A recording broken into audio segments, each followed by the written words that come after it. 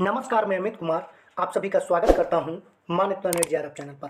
साथियों, आज की वीडियो में हम बात करेंगे कि जो 14 जून का एग्जाम हुआ है उसका किस तरीके का क्वेश्चन आया था, कौन से टॉपिक से कितने क्वेश्चन आए थे। सारे जो 10 यूनिट पेपर 1 में होते हैं सबसे हम पता करेंगे कि किस यूनिट से कितना क्वेश्चन आया था और उसका डिटेल एनालिसिस करेंगे।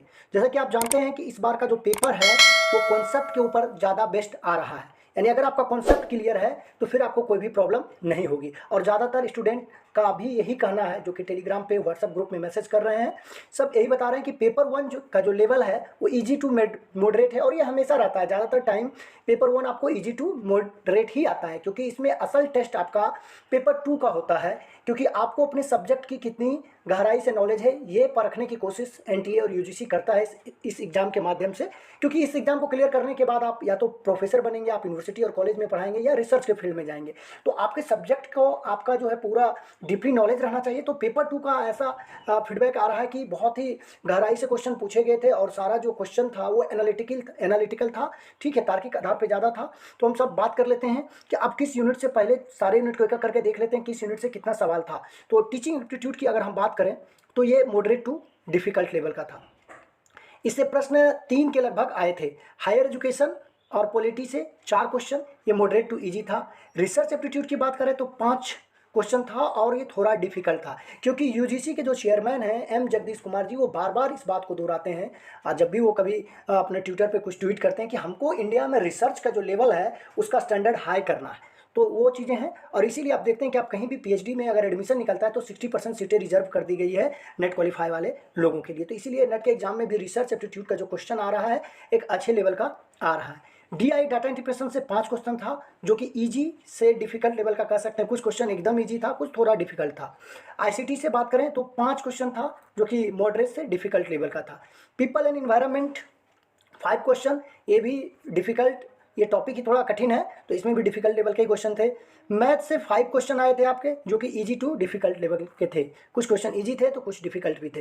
रीडिंग कॉम्प्रिहेंशन आरसी की बात करें तो यहाँ 5 क्वेश्चन जो कि इजी टू डिफिकल्ट है, और ये एक सेक्शन ऐसा है जिसमें कि आप 5 में 5 स्कोर कर सकते हैं। बस थोड़ा सा प्रैक्टिस आपको ये मांगता है, अगर प्रैक्टिस कर लेते हैं कुछ आरसी का पहले एग्जाम से 1 वीक पहले तो आपका इसमें 5 में 5 ईजिली आ जाएगा। कम्युनिकेशन की बात करें तो इससे भी 5 क्वेश्चन आया था जो कि मॉडरेट लेवल का था। और लॉजिकल रीजनिंग की बात करें तो इसमें भी 5 क्वेश्चन था जो कि इजी था। ये तो लॉजिकल रीजनिंग हमेशा इजी ही रहता है। आप देख लेते हैं कि क्वेश्चन कैसे कैसे और किसके ऊपर आए थे। तो टीचिंग एप्टीट्यूड में मेथड ऑफ टीचिंग से पूछा गया था, क्या क्या मेथड ऑफ टीचिंग होते हैं इसके ऊपर सवाल था। और लर्नर का क्या करेक्टर, एक सीखने वाले के लिए क्या गुण होना चाहिए उसके बारे में था। और एजुकेशन से की बात करें तो एजुकेशन, हायर एजुकेशन का जो टॉपिक है उसमें एनईपी से ज़्यादा सवाल था, नेशनल एजुकेशन पॉलिसी 2020 से। और उसमें आर्टिकल से भी कुछ क्वेश्चंस जैसा कि स्टूडेंट ने बताया, और कॉन्स्टिट्यूशन से भी कुछ क्वेश्चन था। रिसर्च एप्टीट्यूड में टाइप ऑफ रिसर्च, हाइपोथेसिस से सवाल था। और इसके अलावा रिसर्च में एथिक्स का क्या रोल है इसके बारे में था मेन। अब इसके बाद आप बात करें मैथ का जो सेक्शन था तो उसमें आपका सिंपल इंटरेस्ट से था, साधारण ब्याज, चक्रवृद्धि ब्याज, औसत चाल दूरी से था, स्पीड एंड डिस्टेंस से सवाल था।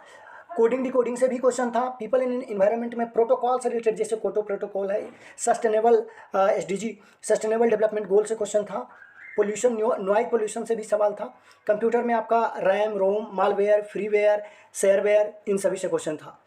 और बाइनरी से डेसिमल, ये तो एनटीए का फेवरेट क्वेश्चन है, ज़्यादातर शिफ्ट में ये देता है, ये बाइनरी से डेसिमल में कन्वर्ट करने के लिए, डेसिमल से बाइनरी में कन्वर्ट करने के लिए। अगर हम पूरा कंक्लूजन निकालें तो 50 क्वेश्चन में गाइस 35 क्वेश्चन मॉडरेट लेवल का था और 15 क्वेश्चन जो था वो थोड़ा कह सकते हैं कि डिफिकल्ट था।